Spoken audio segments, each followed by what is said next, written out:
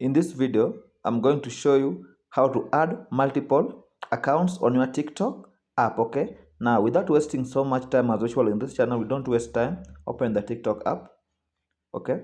Now, after opening the TikTok app, you will see several buttons at the bottom. You want to locate the button for profile. It will have human symbol, okay? Just tap on it. Then, tap on the three bars at the top. We normally call it the hamburger sign. Then tap on settings and privacy. Okay, then you want to scroll down, just follow every step here so you don't make any mistake. Okay, now let us locate it at the very bottom. Now you will see the place for switch account. Just tap on it.